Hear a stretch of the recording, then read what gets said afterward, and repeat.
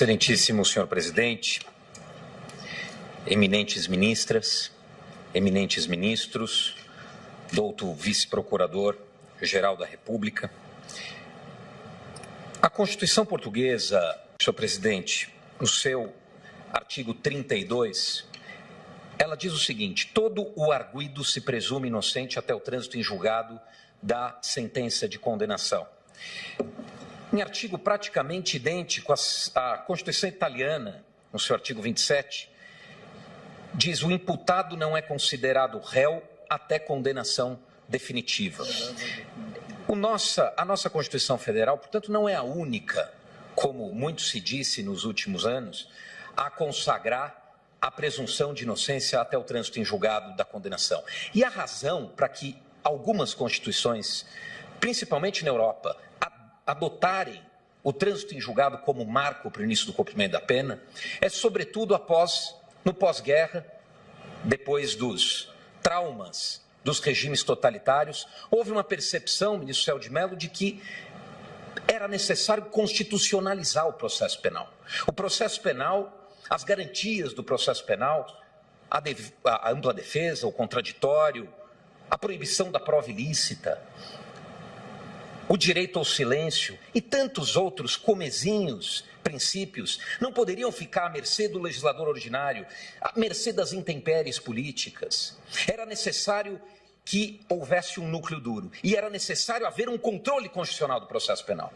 Ao contrário do processo civil, ministro Fux, cuja perspectiva de efetividade é a da satisfação do interesse do credor, no processo penal não. No processo penal, a efetividade, o justo no processo penal, é o processo conduzido dentro das balizas constitucionais, dentro dos princípios legais e constitucionais. Senão não há processo justo. E é por isso que uma Corte Constitucional hoje, moderna, não pode se abster, não pode renunciar ao poder de exercer o controle constitucional do processo penal. E é por isso que não pode haver condenação, não pode haver cumprimento de pena antes que a Corte Constitucional examine os recursos que questionam as ilegalidades e as ofensas à Constituição que podem ter ocorrido durante o processo. Essa é a razão.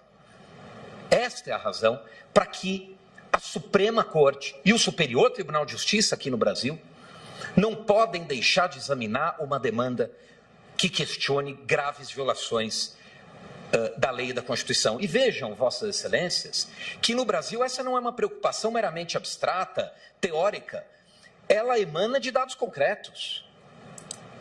Nós temos, infelizmente, talvez por causa de nossas proporções continentais, eminente ministro relator, eminente ministro Lewandowski, nós temos até hoje, mesmo depois de 30 anos da Constituição, nós temos um descompasso quase que total entre a forma como julgam as cortes estaduais e a forma como julgam o Superior Tribunal de Justiça, ministro Fachin, e o Supremo Tribunal Federal. Os tribunais, uma pesquisa feita pela Fundação Getúlio Vargas há alguns anos mostrava que 50% dos habeas corpus impetrados contra decisões do Tribunal de Justiça de São Paulo era objetivando o cumprimento de súmulas do STJ, matérias sumuladas do STJ.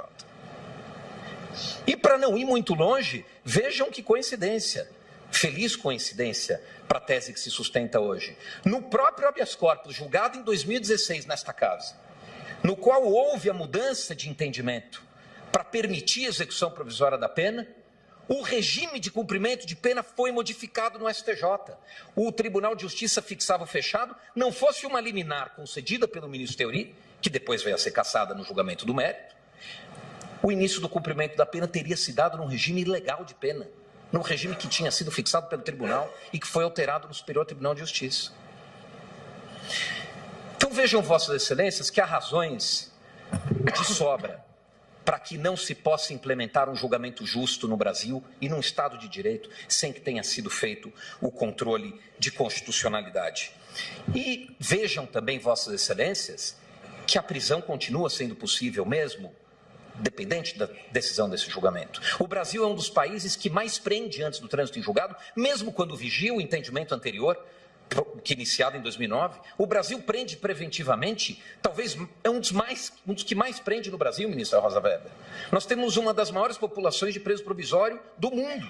Aqui no Brasil, isso vai continuar acontecendo. O que não dá para ver é uma decisão carimbo, decisão automática de prisão. O que eu quero dizer a Vossas Excelências, para encerrar, é que uma Corte Constitucional, data máxima vênia, não pode ceder à ânsia de luxúria desta amante infiel chamada opinião pública. Nós precisamos resistir a isso, senhores ministros. O grau civilizatório de um povo, permissa vênia, não se mede pelo número de instâncias que ele exige para condenar, mas ele se mede pela forma como esse povo protege e garante as suas cláusulas pétreas e a sua Constituição Federal. Muito obrigado, senhor presidente.